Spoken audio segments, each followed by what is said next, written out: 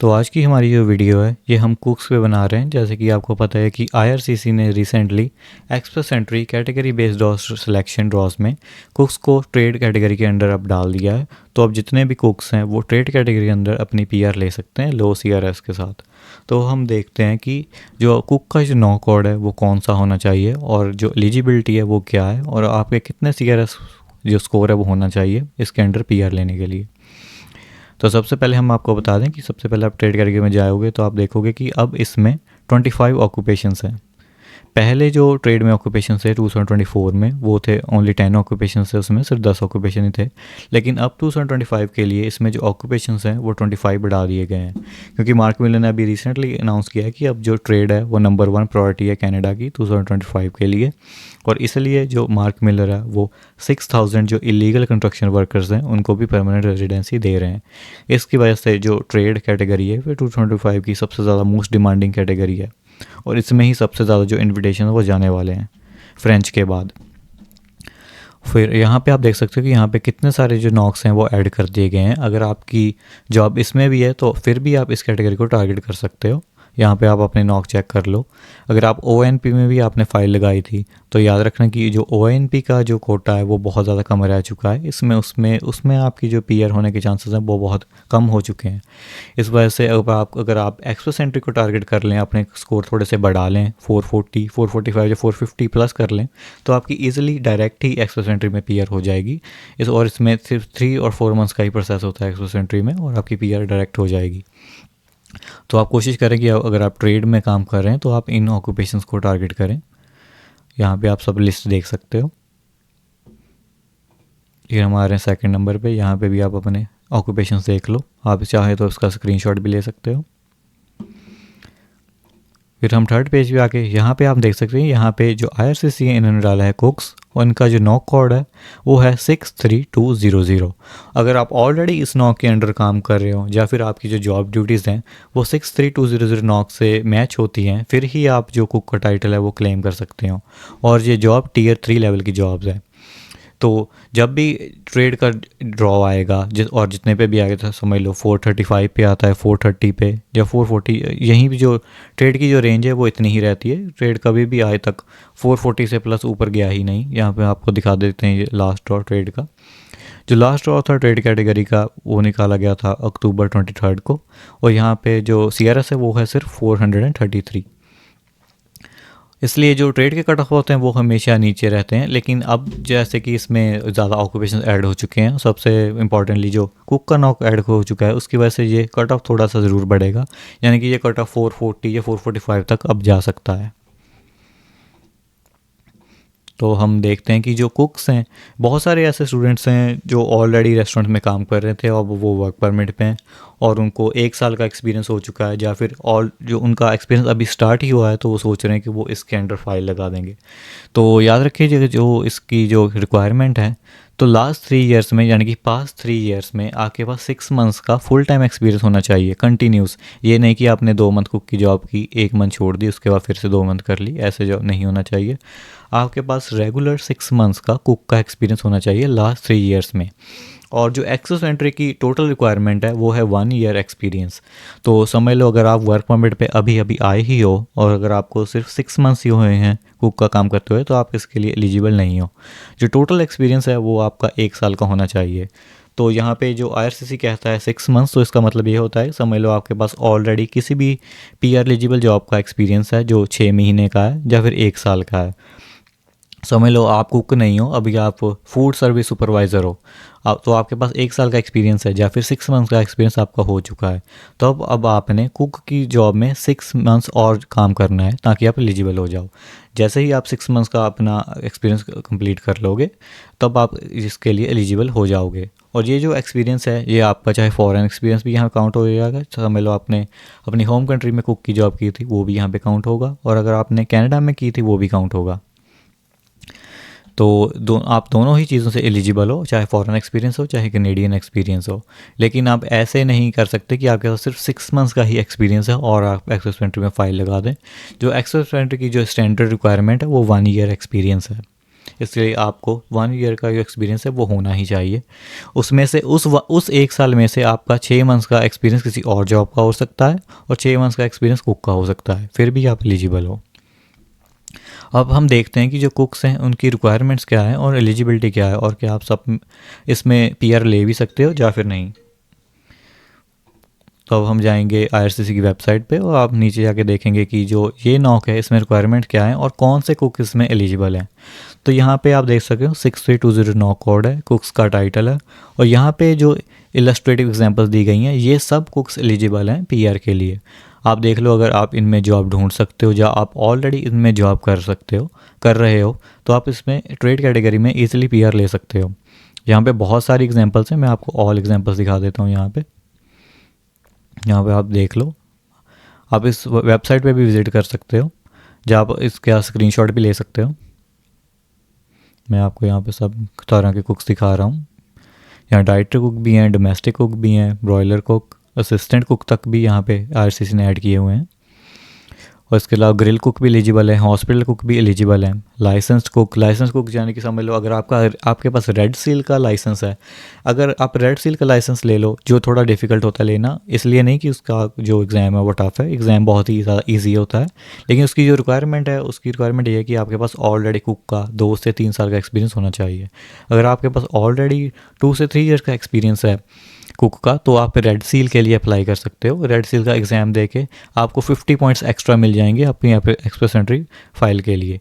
इसका मतलब समझ लो अगर आपका स्कोर है 400 या 440 है ट्रेड के लिए, अगर आप रेड सील का सर्टिफिकेट ले लेते हो तो आपके 50 पॉइंट्स ऐड हो जाएंगे, जिसमें आप सीधा ही 490 या 500 पे पहुँच जाओगे, जिससे आपसे जो ट्रेड में जो आपकी पीआर है वो गारंटीड हो जाएगी। उसके बाद हम देख सकते हैं कि यहाँ पे लाइन कुक भी हैं, बहुत सारे जो स्टूडेंट्स हैं वो एज अ लाइन कुक भी काम कर रहे हैं रेस्टोरेंट्स में।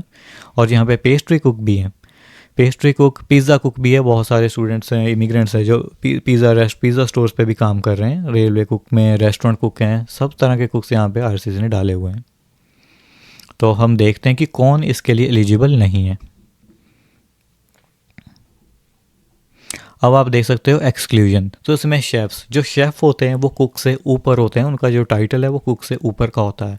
तो अगर आप शेफ़ की जॉब की है आपने, चाहे आपने बैक होम की है, चाहे आप यहाँ पे कनाडा में कर रहे हो, तो आप इस कैटेगरी के अंडर एलिजिबल नहीं हो, क्योंकि जो शेफ़्स हैं ये हाई प्रोफाइल में आते हैं, ये कुक्स के अंडर नहीं आते। और उसके बाद आते हैं food counter attendants, kitchen helpers, related occupation. जो ये वाली नॉक्स हैं ये समझ लो जो मैकडोनल्ड के या फिर समझ लो टिम हॉर्टन्स के जो एम्प्लॉयज़ हैं, क्योंकि जब आप टिम हॉर्टन्स में या मैकडोनल्ड्स में काम करते हो तो आपका जो नॉक कोड है वो कुक का नहीं होता, वो फूड काउंटर अटेंडेंट या फिर क्रू मेंबर का होता है या किचन हेल्पर का होता है। और अब हम देखते हैं कि ऐसा क्यों है कि फूड चेन्स इसके लिए एलिजिबल नहीं है। ऐसा नहीं है कि कोई हर फूड चेन इसके लिए एलिजिबल नहीं है, ये डिपेंड करता है कि आपकी मेन जो जॉब ड्यूटीज़ हैं वो क्या है। तो समझ लो अगर आप कोई भी चीज़ है वो आप प्रिपेयर कर रहे हो, खुद से प्रिपेयर कर रहे हो, आप कोई भी फ्रोज़न फूड यूज़ नहीं कर रहे या रेडीमेड आप कोई भी फूड आइटम यूज़ नहीं कर रहे, तब आपके जो कुक की पोजीशन है वो एलिजिबल है। अब जैसे आप देख सकते हैं कि जो मैकडोनल्ड है उसका जो कोई भी चीज़ आती है, इस यहाँ तक कि उसके जब बंस भी आते हैं वो भी फ्रोज़न आते हैं और वो रेडीमेड आते हैं। वो जैसे कि यूएस से यहाँ पे इंपोर्ट होके कनाडा इंपोर्ट करता है तो वो यहाँ पे आते हैं। तो इसमें कोई भी आप जो बन है या उसकी जो चिकन की टिक्की होती है, जो आलू की टिक्की होती है, वो आप खुद नहीं बना रहे, वो ऑलरेडी बनी बनाई होती है, आप सिर्फ उसे बॉयल करके या फ्राई करके उसको जो कस्टमर्स होते हैं उसे सर्व करते हो। इसके लिए सिर्फ इसी चीज़ की वजह से आप एलिजिबल नहीं हो कुक का टाइटल लेने के लिए।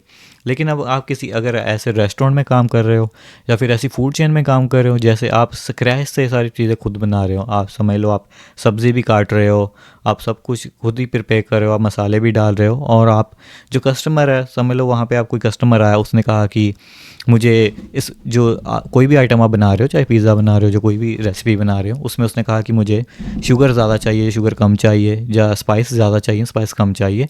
ये वाला आपकी जो जॉब ड्यूटी है वे भी होनी चाहिए, जहाँ पे आप कस्टमाइजेशन दे रहे हो कस्टमर्स को, जहाँ पे आप जो अपनी रेसिपी है उसको कस्टमाइज़ कर रहे हो कस्टमर्स की नीड्स के अकॉर्डिंग।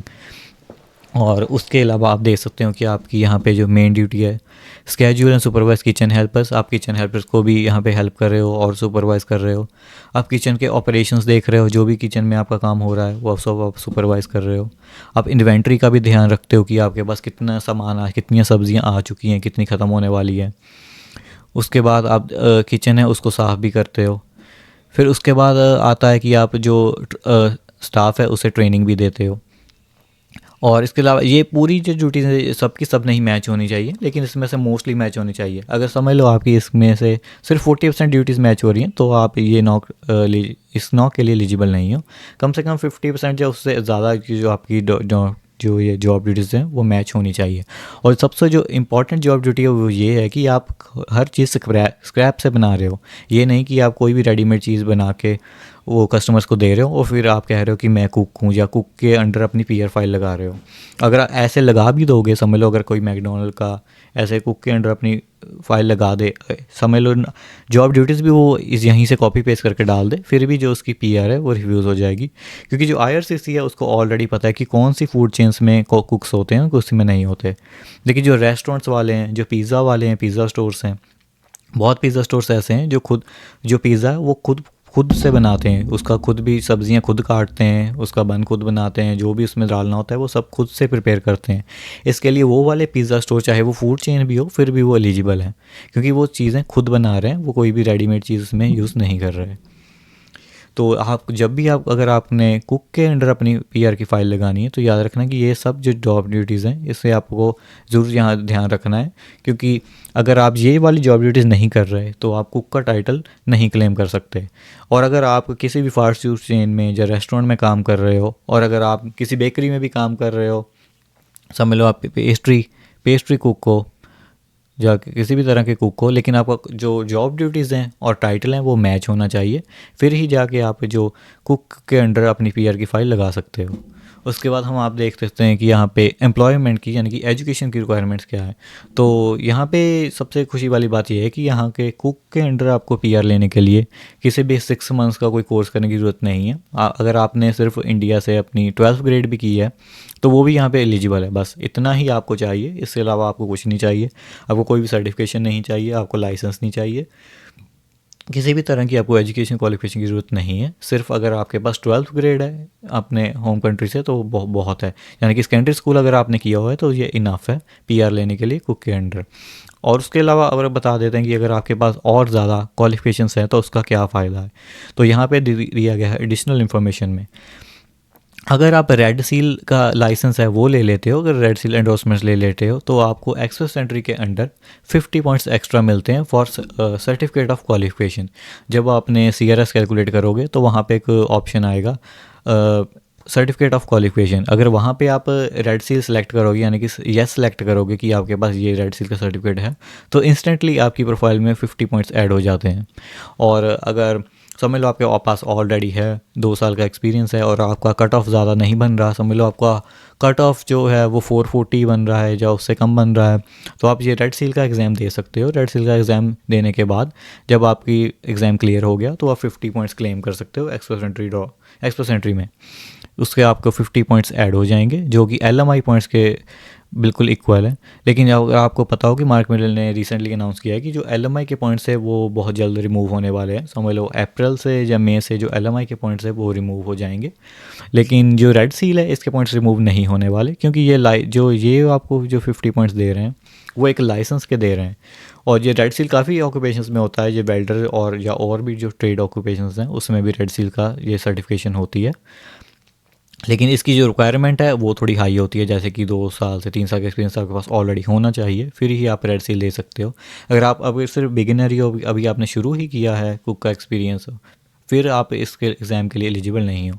फिर आप अपनी आइल्स पे फोकस कर सकते हो। अगर आप आइल्स से ज़्यादा फोकस करो तो आप इसमें ईज़िली पीआर ले सकते हो। तो हम आपको कैलकुलेशंस दिखाते हैं आपके स्कोर्स की।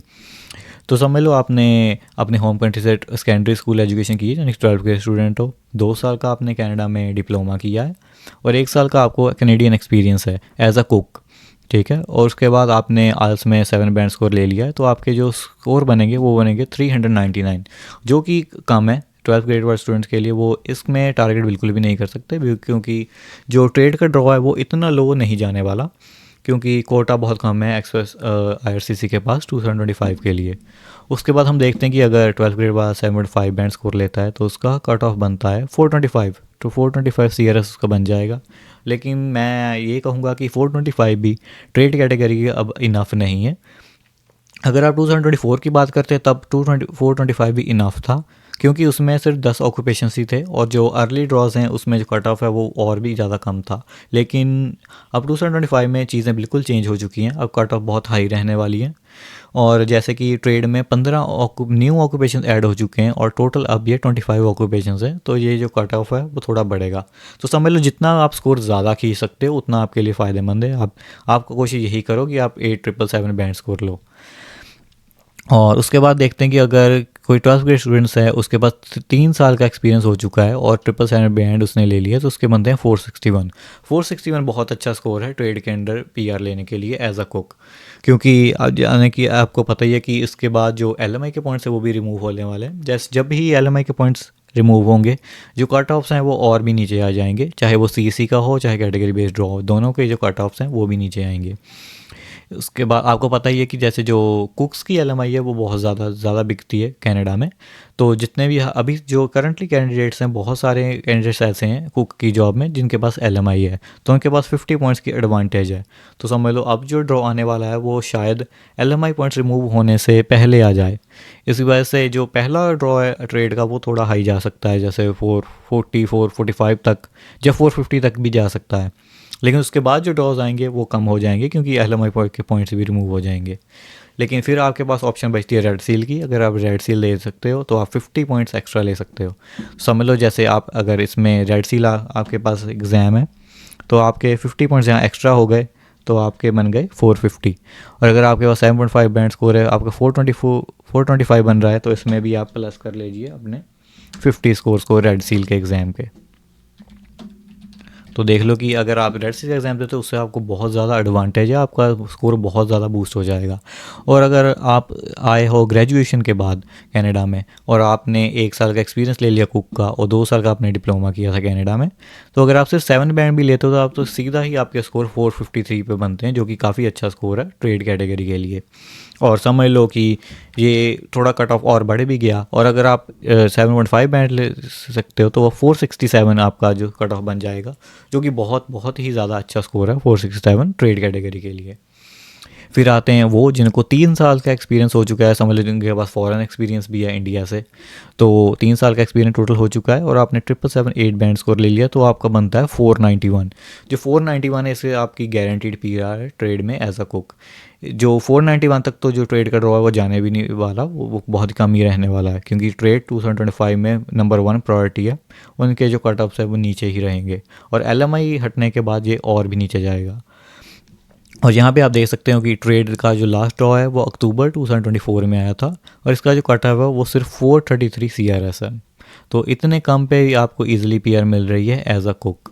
तो ये काफ़ी जो कुक की पोजीशन है काफ़ी अच्छी पोजीशन है, और इसकी जो एलिजिबिलिटी रिक्वायरमेंट्स हैं वो भी बहुत ज़्यादा कम है। आपको सिर्फ लास्ट 3 ईयर्स में आपको टोटल 1 साल का एक्सपीरियंस चाहिए, उसमें से 6 मंथ्स का जो एक्सपीरियंस है वो कुक का होना चाहिए और कंटिन्यूस होना चाहिए। और समझ लो अगर आप ऑलरेडी वर्क परमिट पे हो तो, और अगर आप part time as a cook job कर रहे हो तो आपको कम से कम 1 साल काम करना पड़ेगा। तो जो आपका 1 साल होगा वो 6 मंथ्स के इक्वल काउंट किया जाएगा। तो आप फिर भी आप पार्ट टाइम जॉब करके भी, कुक की पार्ट टाइम जॉब करके भी आप इसमें फ़ाइल लगा सकते हो जब आपका 1 साल का एक्सपीरियंस पूरा हो गया एज अ पार्ट टाइमर। जब आपका एज अ पार्ट टाइमर 1 साल का एक्सपीरियंस पूरा हो गया तो वो 6 मंथ्स की रिक्वायरमेंट को मीट कर देगा, फिर आप इसको टारगेट कर सकते हो।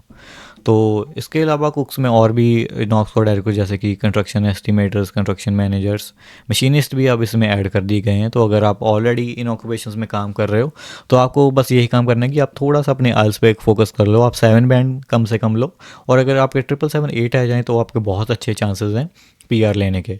और इसमें जो सबसे अच्छी बात है कि अगर आप किसी भी कंट्री से हो, आप फॉरेन कंट्री से, आप इंडिया से हो, आप पाकिस्तान से हो, आप किसी भी दुनिया के किसी भी देश से हो, तो आप इस जो कैटेगरी है उसके लिए एलिजिबल हो। और कुक्स के लिए आपको जैसे PSW होता है, PSW के लिए आपको पहले 6 मंथ्स का कोर्स करना पड़ता है, उसके बाद आपको एक्सपीरियंस लेना पड़ता है, आपको जॉब ढूंढनी पड़ती है जो आजकल बिल्कुल मिल नहीं रही पीएसडब्ल्यू में, क्योंकि नर्सिंग होम से बहुत ज़्यादा कंपटीशन हो चुका है। और उसके अलावा जो हेल्थ केयर का आप कट ऑफ देखें तो वो ऑलरेडी 463 प्लस जा चुका है, और वो और भी ज़्यादा बढ़ने वाला है क्योंकि आईआरसीसी के पास कोटा बहुत ही ज़्यादा कम है। इस वजह से अगर आपको देखा जाए कि अगर आपको अपना टाइम सेव करना है और आपको लो कट ऑफ पे पीआर लेनी है तो कुक्स आपके लिए बहुत सारी अच्छी अपॉर्चुनिटी है, क्योंकि आप इसमें इजीली जॉब ढूंढ सकते हो। आपको कोई भी कोर्स नहीं इसको आप करना पड़ेगा, आपको सिर्फ रेस्टोरेंट में एक कुक की जॉब लेनी है, एक्सपीरियंस लेना और अपनी फ़ाइल लगा देनी है। और ना ही आपकी इसमें कोई एजुकेशन की रिक्वायरमेंट है, आपको सिर्फ सेकेंडरी एजुकेशन आपकी होनी चाहिए, आपका 12th ग्रेड होना चाहिए।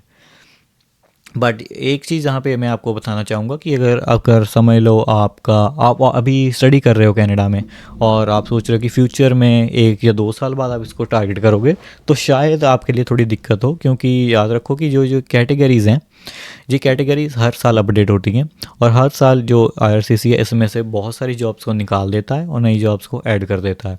तो अगर 2025 में आईआरसीसी कुक को टारगेट कर रहा है तो ये ज़रूरी नहीं है कि ये 2025 में भी जो 2026 में आईआरसीसी कुक्स को टारगेट करे। हो सकता है आईआरसीसी कर भी सकता है 2026 में, लेकिन ये गारंटी नहीं, कोई भी आपको गारंटी नहीं दे सकता कि ये जो आईआरसीसी है वो कुक्स को टारगेट करेगा। उसके अलावा हम आपको बता देंगे जो हेल्थ केयर हैं जैसे पीएसडब्ल्यू, उसमें भी आईआरसी कोई गारंटी नहीं है कि जो आईआरसीसी है वो पीएसडब्ल्यू नॉक को टारगेट करेगा, क्योंकि इसमें ऑलरेडी बहुत ज़्यादा कंपटीशन हो चुका है। और जब भी आईआरसीसी देखता है कि किसी नॉक में बहुत सारे लोग घुस रहे हैं या उसमें कंपटीशन बढ़ा रहे हैं और या स्कोर बढ़ा रहे हैं, तो आईआरसीसी उस नॉक को रिमूव कर देता है। और ऐसा सेम ही हुआ था स्टेम वालों के साथ, आईटी वर्कर्स के साथ। 2024 में बहुत सारे आईटी वर्कर्स थे जिन्होंने अपनी फ़ाइल लगाई थी स्टेम में, तो आईआरसीसी ने सिर्फ 1-2 ड्रॉ निकाले, उसके बाद आईआरसीसी ने स्टेम कैटेगरी बंद कर दी। फिर आईआरसीसी ने सीधा जो कैटेगरी है वो 2025 में ओपन की और उसमें से सब आईटी जॉब्स को निकाल दिया। और जो ट्रांसपोर्ट कैटेगरी है वो तो आईआरसीसी ने पूरी ही निकाल दी, क्योंकि उसमें भी जो कंपटीशन है वो बहुत ज़्यादा बढ़ रहा था, और जो ट्रांसपोर्ट की जो डिमांड है वो भी कम हो रही है कनाडा में, क्योंकि आपको पता है कि जैसे कि टैरिफ्स जो यूएस टैरिफ्स लगा रहा है यहाँ पे कनाडा पे, उसकी वजह से जो ट्रांसपोर्ट की जॉब्स हैं वो भी अफेक्ट हो रही हैं। तो जो जॉब्स ऑलरेडी है ही नहीं मार्केट में, या फिर जिनमें बहुत ज़्यादा ही कंपटीशन हो चुका है, आईआरसीसी उसको टारगेट नहीं करता। अब यहाँ पे ये नॉक आप देख सकते हो 33102 का, ये पीएसडब्ल्यू नॉक है। जब आप पीएसडब्ल्यू कोर्स करके किसी नर्सिंग होम में जॉब करते हो और उसके बाद आपका जो नॉक है वो 33102 बनता है नर्स एड का। आपको पीएसडब्ल्यू नहीं कहा जाता, आपको नर्स एड कहा जाता है। और अब बहुत सारे स्टूडेंट्स हैं जो नॉक 4414 को टारगेट कर रहे हैं, जो होता है होम केयर गिवर का, क्योंकि आईआरसीसी ने रिसेंटली होम केयर गिवर का प्रोग्राम निकाला है। तो उसमें आईआरसीसी इस नॉक कोड को की जगह 44104 वाली नॉक कोड को टारगेट कर रहा है। लेकिन अगर आपने पीएसडब्ल्यू का कोर्स किया हुआ है 6 महीने का, तो आप सीधा भी केयर गिवर में प्रोग्राम फाइल लगा सकते हो, आपको किसी भी वर्क एक्सपीरियंस की ज़रूरत नहीं है। लेकिन यहाँ पे अगर हम सबसे अच्छी बात देखें तो ये है कि 2025 में जो कुक्स हैं उनके लिए बहुत अच्छी यहाँ पे अपॉर्चुनिटी है, क्योंकि जो उनकी पीआर है वो काफ़ी कम यहाँ सीआर स्कोर पे हो सकती है। क्योंकि आप देख सकते हो कि अगर बाकी कैटेगरीज़ की हम बात करें, यहाँ पे फ्रेंच आपको पता है कि काफ़ी डिफ़िकल्ट है B2 लेवल स्कोर करना। जो हेल्थ का कट ऑफ है वो बहुत ज़्यादा बढ़ चुका है, 463 प्लस जा चुका है, और नेक्स्ट ड्रॉ 470 480 प्लस ही आने वाला है।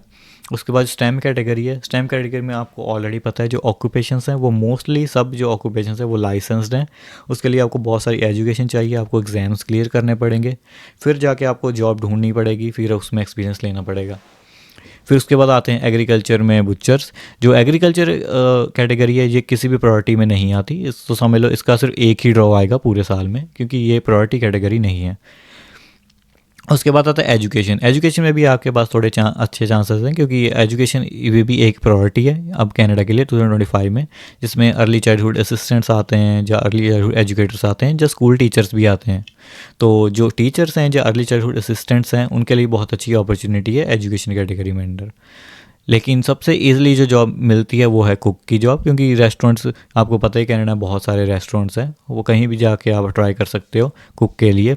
और जैसे कि रेस्टोरेंट में जो मेन कुक है, जैसे समझ लो किसी आप इंडियन रेस्टोरेंट में जाते हो तो वहाँ पे आपको सब्जियाँ बनानी पड़ेंगी, तो वो जॉब थोड़ी टफ हो जाती है कुक के लिए। लेकिन यहाँ पे अच्छी बात यह है कि अगर यहाँ पे आईआरसीसी ने पिज़्ज़ा कुक को भी ऐड किया है, पेस्ट्री कुक को भी ऐड किया है, तो वो वाली जॉब्स ईजी हैं, क्योंकि उसमें सिर्फ आपको पिज़्ज़ा ही बनाना है या फिर पेस्ट्रीज बनानी है, जो जॉब्स ईजी हैं।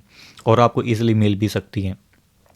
तो आप कोशिश करो कि आप कुक की पोजीशन को टारगेट करो और ईज़िली अपनी ट्रेड में के अंडर अपनी पीआर ले लो। अपने साथ डॉक्यूमेंट्स रेडी रखो और अपना एक्सपीरियंस गेन करना शुरू कर दो। और अगर आपके पास ऑलरेडी एक्सपीरियंस है, जैसे आप ऑलरेडी इस नॉक में काम कर रहे हो, तो आपके पास ऑलरेडी बहुत ही अच्छी अपॉर्चुनिटी है पीआर लेने की। किसी भी टाइम जो ट्रेड का ड्रॉ है वो आ सकता है, वो मार्च 2025 के अंदर या अप्रैल 2025 के अंदर आ सकता है, बहुत ज़्यादा इसके चांसेस हैं। तो याद रखो कि आप अपनी फाइल्स पूल में जल्दी से जल्दी डाल दो, इससे पहले कि आपका ड्रॉ मिस हो जाए। तो यही थी यहाँ जो ये कुक की रिक्वायरमेंट। अगर आपको पीआर टारगेट कर रहे हो एज अ कुक, तो आपके लिए यही सिर्फ यही रिक्वायरमेंट्स हैं, और यही आपको जो एजुकेशन रिक्वायरमेंट्स बस इतनी ही है। इसके लिए जो ये कैटेगरी है पीआर के लिए, ये सबसे ज़्यादा इजी है इस टाइम की कनाडा में 2025 के लिए। बाकी ये है कि अगर आप 226 के लिए इसके टारगेट कर रहे हो, तो आपको थोड़ा सोचना पड़ेगा, क्योंकि यहाँ पे जितनी भी कैटेगरीज़ हैं, ये health care, science, trade, agriculture, education, इनमें से किसी की भी गारंटी नहीं है कि ये 2026 में रहेंगी या फिर नहीं रहेंगी। आरसीसी इनको कभी भी चेंज कर सकता है। और सबसे जो बुरी बात ये है आरसीसी की, आरसीसी ने यहाँ पे ये मेंशन किया है कि समझ लो we may not need a category based round if there are enough top ranking candidates. तो समझ लो अगर जैसे हेल्थ केयर का कट ऑफ और स्टेम का कट ऑफ बढ़ गया, जैसे हेल्थ केयर कट ऑफ बढ़ रहा है, ये 463 पे पहुंच चुका है, अगर ये थोड़ा और ज़्यादा बढ़ गया 470 या 480 पे चला गया, तो आईआरसीसी हेल्थ केयर के ड्रॉस निकालना बंद कर देगी।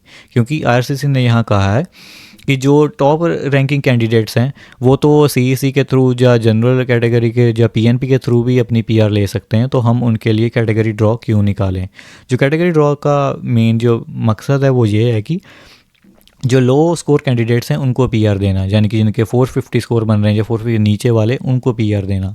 अगर और ऐसे ही सेम हुआ था स्टेम वालों के साथ लास्ट ईयर, जब उनका स्कोर बढ़ा था तो आईआरसीसी ने उनके भी जो ड्रॉज है बंद कर दिए थे, और अब सब आईटी वर्कर्स को आईआरसीसी ने निकाल दिया है स्टेम से। और ऐसे ही होने वाला है हेल्थ केयर के पास, क्योंकि हेल्थ केयर का जो कट ऑफ है वो बढ़ता ही जा रहा है, क्योंकि इसमें बहुत सारा कंपटीशन है पीएसडब्ल्यूज़ का। लेकिन सबसे अच्छी बात ट्रेड वालों के लिए है, क्योंकि इसमें अभी कंपटीशन भी बिल्कुल नहीं है, और ये बिल्कुल और इस टाइम की ये ट्रेड नंबर 1 प्रायोरिटी है कनाडा में। और आपको जैसे पता ही है कि जो मार्क मिलर स्पेशली ट्रेड पे ही फोकस कर रहे हैं, इलीगल्स को पीआर दे रहे हैं, और इसलिए वो लीगल्स को भी पीआर देंगे ही। और इसके लिए इनका जो कोटा है वो भी काफ़ी अच्छा रहेगा, इनकी जो आईटीएस हैं वो ज़्यादा रहेंगी। तो इस साल आप सबसे कह सकते हो कि जो 2025 की फर्स्ट प्रायोरिटी है वो फ्रेंच है, जो सेकंड प्रायोरिटी है वो रहने वाली है ट्रेड, जो थर्ड प्रायोरिटी है वो रहेगी एजुकेशन, फोर्थ नंबर पे आएगा हेल्थ केयर। हेल्थ केयर 2024 में फर्स्ट प्रायोरिटी था, लेकिन 2024 में जी फोर्थ प्रायोरिटी अब बन चुका है। और फिफ्थ में जो आएंगे स्टेम वाले, और बिल्कुल लास्ट में आएंगे एग्रीकल्चर वाले। तो आपको यहाँ पे सारी इन्फॉर्मेशन पता चल चुकी है। अब आप इस इन्फॉर्मेशन के बेसिस पे अपनी पीआर के अपने आइडियाज़ देखो कि आपने को किस कैटेगरी को टारगेट करना है और कितना आपका सीआरएस स्कोर है। अगर आपका सीआरएस स्कोर बहुत कम है तो आपके लिए ट्रेड ही ऐसी कैटेगरी है जिसमें आप पीआर ले सकते हो, या फिर एजुकेशन कैटेगरी है। लेकिन बाकी कैटेगरी में प्रॉब्लम ये आती है कि आपको पहले लाइसेंस लेने पड़ेंगे, कोर्स करने पड़ेंगे, फिर आपको जॉब्स ढूंढनी पड़ेंगी। और कुक की जॉब के लिए आप सीधा बस बाहर निकलो घर से और रेस्टोरेंट्स में जाके कुक की जॉब पता करो और अपनी जॉब शुरू करो। इसलिए ये थोड़ा काम ईजी हो जाता है।